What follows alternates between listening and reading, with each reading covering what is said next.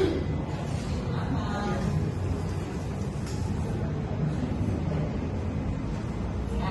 maaaring babasahin natin ang ating title sa araw na ito.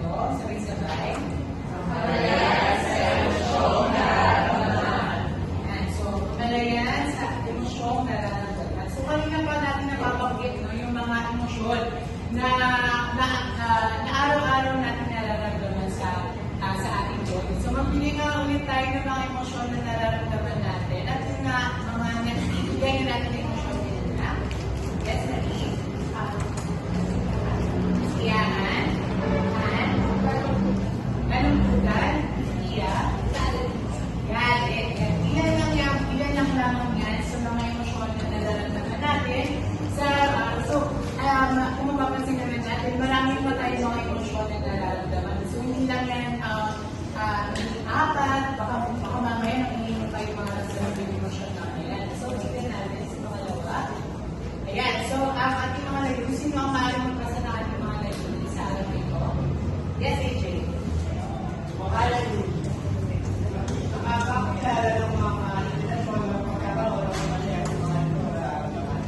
Dalawa, at ipapakita ng pagpapalalakas, pag-iingat at pag-husgan ng mga nagbibigay ng mga katanungan na pinag-isip ang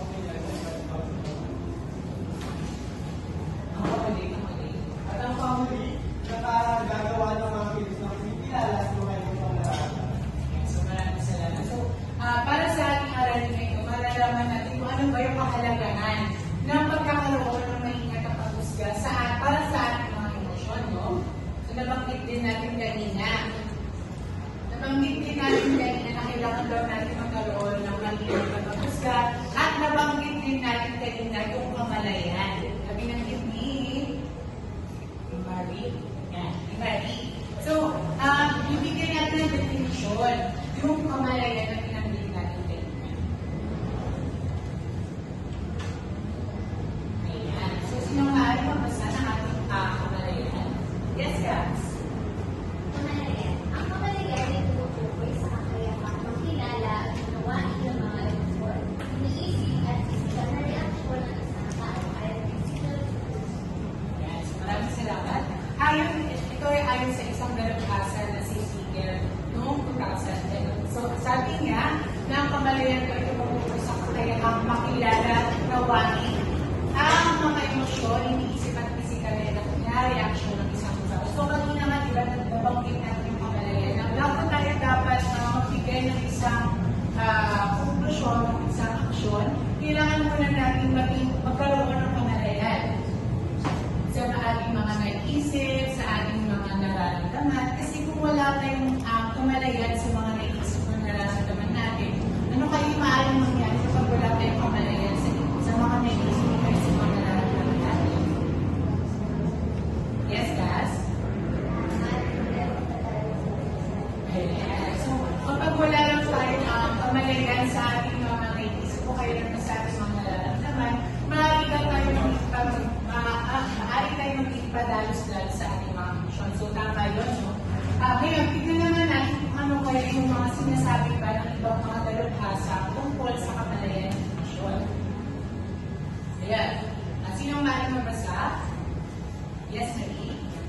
Ayon kina Leonard Schwartz, ito ang astas ng pag-unawa at kakayahang ng mga lugar sa Yan. So, kung mapapansin natin, medyo parehas lang yung sinabi ni Siegel at saka ni Leonard Schwartz na kailangan pa rin natin magkaroon. Ito yung kamalayan na yung kakayahan na natukuyin ng damdamin ng bawat isa. So, para sa kanilang tatlo, na ang kamalayan dapat meron tayong alam natin yung mga iniisip natin, yung mga nararamdaman natin, para masabi natin na meron tayong kamalayan sa ating sarili.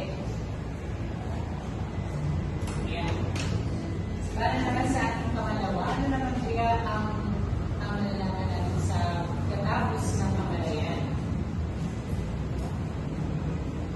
Ayan.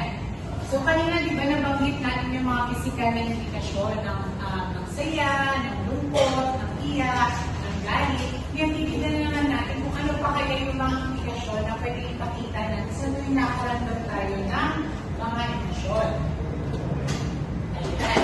So, kung makikita niyo sa unang column, mga emosyon. At sa pangalawa naman ay yung mga physical na indikasyon na maaari natin ma-observe sa ating sa makikita natin mga tao. And sa pangatlo naman, ito naman yung pang-kaisipan na indikasyon. Ano yung sinasabi ng physical na indikasyon na yun sa kanyang sa pang-iisipan na interpretation. So sa una, kaligayahan, ang physical na indikasyon nito, pag-ngiti, o kaya pagtawa, maliwanag na mata, at pagtaas ng chima sa sumito. Diba kapag natutuwa tayo natin nakataas yung sumito natin. Yan. Nakarelang sa katawan ng bukas ang puspiro. So ano naman ang sinasabi ng ating pag-kaisipan nito, no? Kapag tayo ay naliligayahan, nakakaramdam daw tayo ng kasiyahan at pagiging kontento. Meron naman tayo, nagkakaroon naman tayo ng positibong pananaw sa ating sarili kapag masaya tayo. Usually, diba, hindi naman tayo, wala naman tayo negative na connotation sa sarili natin kapag masaya tayo. Kasi nga, nakakaramdam tayo ng kasiyahan. At panguli, mataas ang enerhiya at motivation. So, di ba kung mapapansin natin, kapag masaya tayo, sobrang ligaling natin na para maubos na natin yung enerhiya natin sa isang araw. Kasi nga, nakakaramdam tayo ng kasiyahan o ng kasiyahan. Pangalawa naman ay pagmamahal, yung nabanggit natin kanina, no, na nasa sitwasyon natin na ang physical na indikasyon ito, mag-iit kapag nakaramdam tayo ng pagmamahal, no, minsan nakaramdam tayo na medyo may yung nasa loob natin, specifically dito sa ating puso, no.